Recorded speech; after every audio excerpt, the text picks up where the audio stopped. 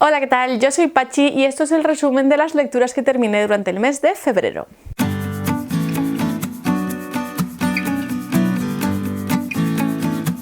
Durante el mes de febrero terminé 10 lecturas que, si me preguntas a mí, está bastante bien. Lo que no está tan bien es que tuvimos libros de 1 estrella y de 2 estrellas, que no es habitual en este canal, por lo que sabéis, y no hay libros de 5 estrellas, con lo cual triste, porque no fue un gran mes lector. El primer libro al que leí 1 estrella, y yo es que son muy contadas las ocasiones en las que yo he puesto 1 estrella en Goodreads. Ahora me da curiosidad por ir a ver cuántos libros de 1 estrella tengo en Goodreads, pero no, ahora estoy haciendo esto, vas a hacer esto. Ha sido Pack 57 de Penélope Douglas. Ay, si me queréis ver sufrir leyendo este libro, os voy a dejar el blog donde lo leí en la cajita de descripción. A ver, este es un libro de romántica, vamos a decir, en el que 2 chicos, un chico y una chica, se conocen desde pequeños, pero solo a través de carta, porque su instituto organizaba lo de intercambiarse cartas con otro, bueno, el colegio sería intercambiarse cartas con alguien de otro colegio, y como los nombres de ellos son un poco unisex, pues los emparejaron pensando que eran, pues el chico pensaba que la otra era chico y la chica pensaba que el otro era chica. Entonces los emparejaron y ellos han estado carteando durante muchísimos años, pero nunca se conocieron en persona y nunca se hicieron un pacto de no buscarse en redes sociales ni nada de eso.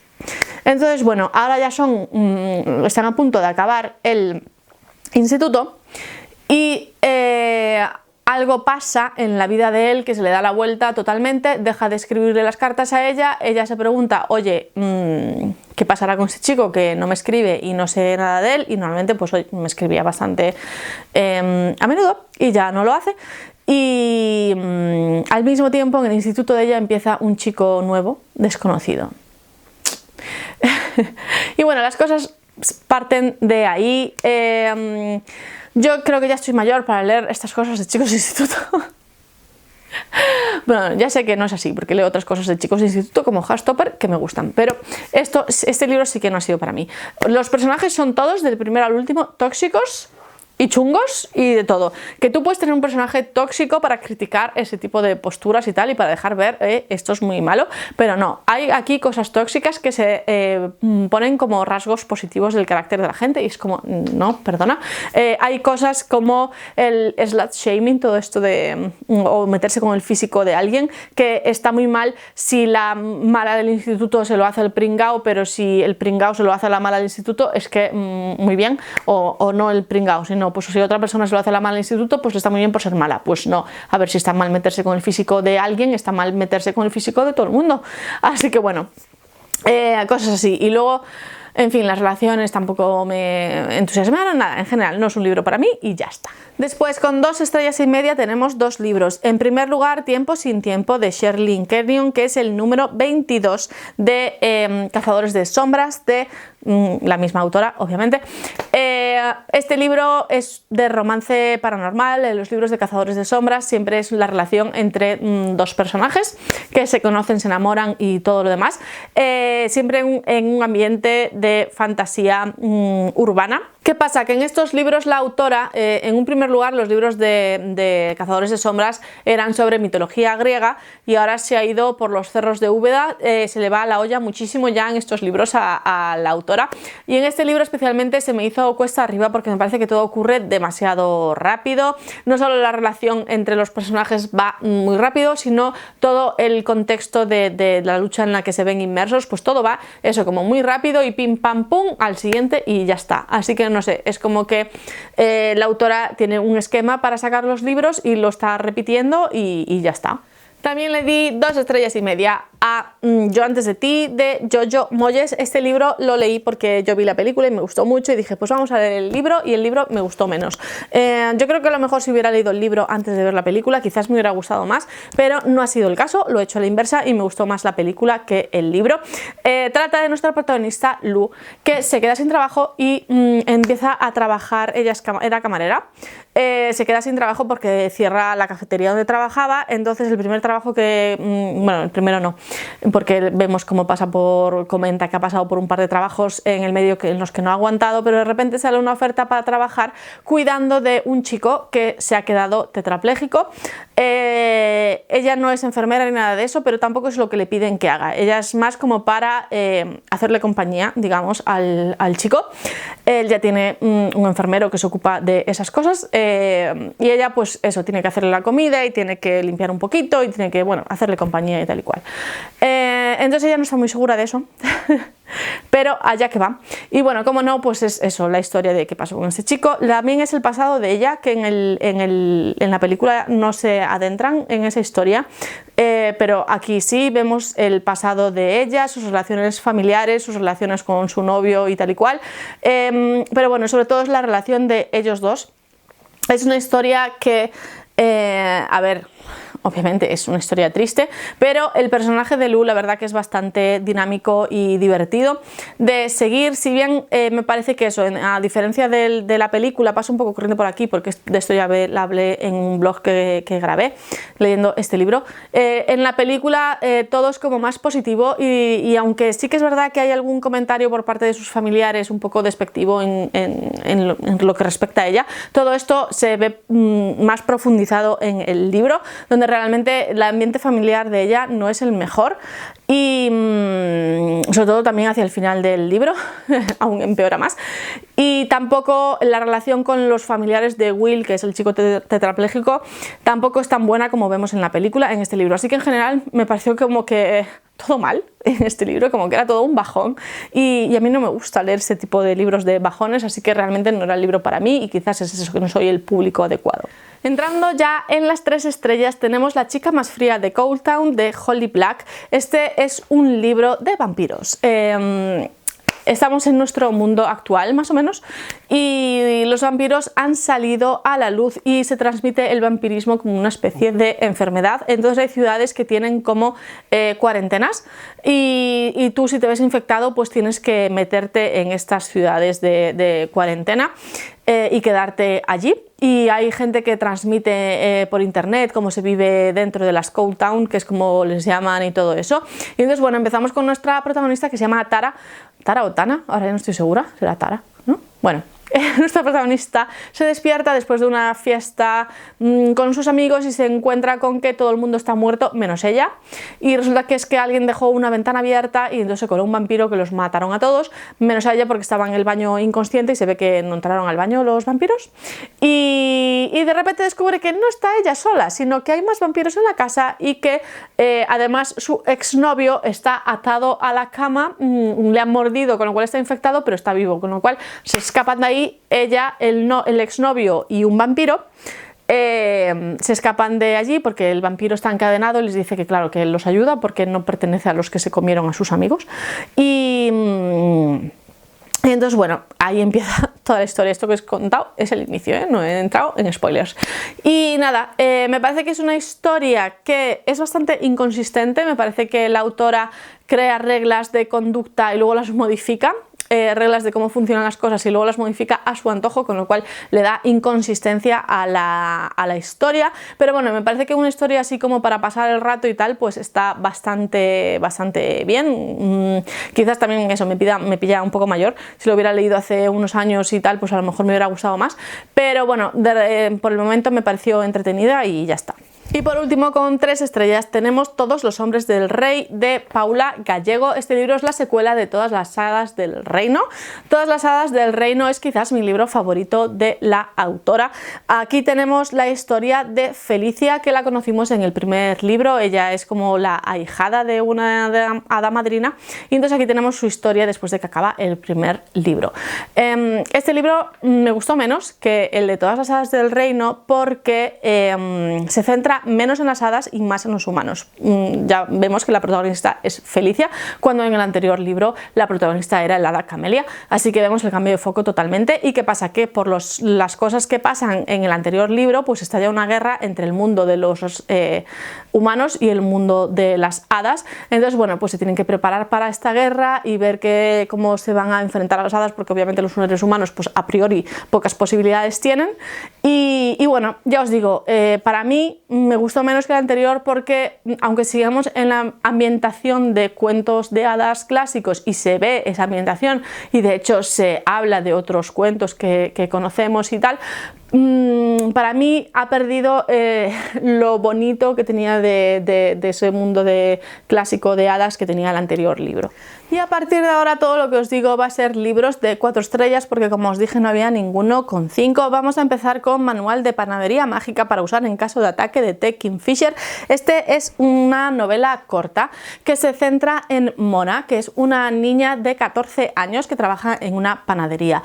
En el mundo de Mona pues existe la magia, y hay la magia mayor de gente que tiene grandes poderes y que son útiles para el reino en cierto sentido, como para la batalla, como para curar y cosas así. Y luego están los magos menores, que por ejemplo es ella tiene magia pero solo con la masa. Ella tiene magia para manipular la masa, para decirle no te quemes y que la masa no se queme y cosas así. Sobre todo la usa para vender galletas con forma de hombrecitos estos de jengibre, porque los puede animar y que bailen o que hagan algo así para atraer al público y que la gente los compre. Entonces, ¿qué pasa? Que de repente se enteran de que están matando a estos magos menores por el reino. Entonces algo huele a chamusquina y ella se ve inmersa en todo esto. Y para mí lo mejor de este libro son 2 cosas. En primer lugar, el tono humorístico que tiene. No sé por qué el humor de este libro cuadró conmigo desde un principio y entré en él totalmente y me gustó. Y en segundo lugar, lo que me gusta es las reflexiones que hace la autora, sobre todo a través del personaje de Mona, sobre cómo no deberían ser los niños los que se ocupan en las historias estas que conocemos de salvar el mundo, sino que los adultos serían los que se tendrían que ocupar de que el mundo funcionase bien para que los niños pudieran ser simplemente niños. Y eso me gustó mucho. Y no sé, en general es una novela corta, fácil de leer y que ya os digo que tienes que ir sabiendo que es un poco absurdo todo esto de la magia con masa, pero yo creo que la autora lo saca adelante bastante bien. Después me leí El ruletista de Mircea Cartarescu. Este libro también es un relato corto, una novela corta. Es una crítica a la sociedad que vive por y para el morbo, porque se centra en que se vuelve popular asistir a noches de ruleta rusa en la que se paga a indigentes, sobre todo para que, pues eso, hagan lo de la ruleta rusa, de que se mete un cartucho de bala en una pistola y a ver si se mata o no se mata a la persona, hacen apuestas y esas cosas, y es el morbo de ver lo que pasará. Y sobre todo, bueno, pues se hace famoso un ruletista en concreto, que es el que luego se hace con todo el negocio, y ves la decadencia de ese personaje a través de los ojos del protagonista, pero ves eso, al mismo tiempo que la decadencia de ese personaje, ves la decadencia de la sociedad, que es la que al final es el público de esas sesiones. Y bueno, eso, sobre todo se centra en lo sórdido de la sociedad y en una crítica a cómo una cosa es lo que decimos y otra cosa es lo que hacemos. Me parece una historia que, a pesar de ser corta, transmite mucho. En un tono totalmente distinto, le di 4 estrellas a Una fiesta a medianoche de Lucy Foley. Este libro es un thriller que está contado de manera coral y con 3 líneas temporales distintas. En la actual, en la del presente, vemos cómo se va a inaugurar como un resort de lujo en un pueblo apartado. Es el fin de semana de la inauguración, pero esto se va salpicando con capítulos en el que vemos que algo fue fatal en la inauguración y hay por lo menos un cadáver. Y entonces está como eso, en los flashes que hay del futuro son muy poquitos, están así como muy salpicados, ves como la policía va investigando, pero lo que más abunda son los flashes del pasado, en los que vamos viendo la historia de estas personas que se encuentran en ese fin de semana de inauguración, tanto de la dueña del complejo como de su marido, como de una persona que acude al complejo para una especie de venganza con la dueña. Vemos a uno de los camareros que vive de siempre en el pueblo y le oculta a sus padres que trabajan en el resort porque la gente del pueblo está en contra del resort. Y bueno, vemos eso, que en el pasado de toda esta gente hay una historia dolorosa en común. El pasado se cuenta a través del diario de una chica que nos va contando cómo son sus vacaciones de verano en el pueblo, la gente que conoce y tal, y vamos viendo que algo pasó y es lo que tiene repercusiones en el presente. Y bueno, en general os digo, es eso, es un thriller que mantiene el ritmo bastante bien. Los personajes también os diría que casi no me cae bien ninguno, pero tampoco es necesario para la trama que te caigan bien. Y ya os digo que en general me parece que es un thriller bien llevado y bien resuelto. Después, con 4 estrellas, tenemos Piscis pesca a Tauro, de Anita Sunday. Es otro libro de la serie de Signos de Amor, que empieza con Leo quiere a Aries. Y bueno, los libros de Anita Sunday son de romántica. Los que yo he leído hasta ahora, no sé si todos los que tiene, pero yo todos los que he leído hasta ahora son de chico quiere a chico. Y todos siguen más o menos el esquema, que es por lo que yo no le he dado a este libro 5 estrellas tampoco, porque me parece que Anita Sunday repite mucho el mismo esquema de chico que nunca se ha sentido atraído generalmente por los hombres, empieza pues a tener una relación especial con otro chico que es abiertamente gay. Uno es súper recto, pulcro y ordenado y el otro es un poco desastrillo. Y bueno, aquí tenemos, ya os digo, ese mismo esquema. Tenemos a un profesor de universidad, recto y tal, vemos guiños con otros personajes de otros libros de la serie. Y luego tenemos a la contraparte, que es un chico australiano que lleva un tiempo en Estados Unidos porque su hermano se ha ido a vivir a Estados Unidos, acaba de tener un bebé y su reto es encontrar una pareja para casarse y conseguir la nacionalidad y no tener que volver a Australia. Es un poco desastrillo. Lo que tiene de particular es que él es artista, se dedica al cómic, pero vemos que no confía mucho en sus propias habilidades. Es un poco inseguro en ese sentido.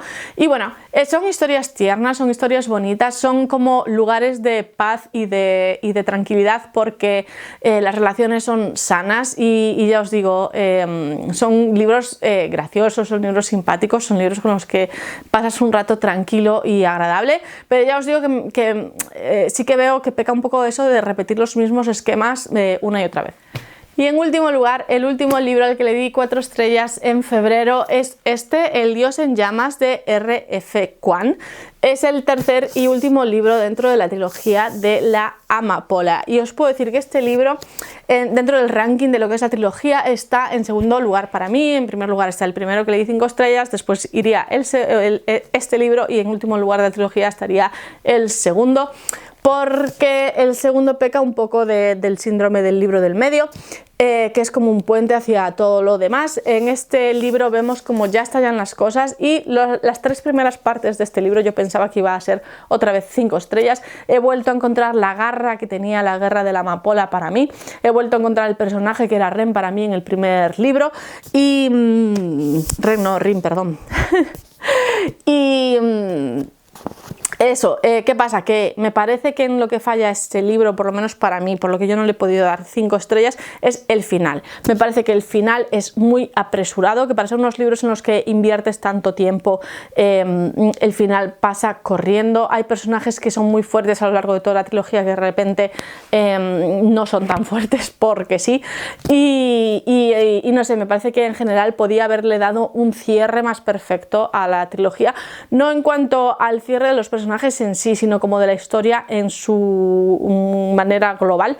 Y bueno, en general es una trilogía que yo recomiendo mucho, me parece una trilogía fantástica, me parece que la autora escribe maravilla, que crea muy buenos personajes y ya os digo que es una pena que no le haya podido dar las 5 estrellas, pero bueno, pongamos que 4,5.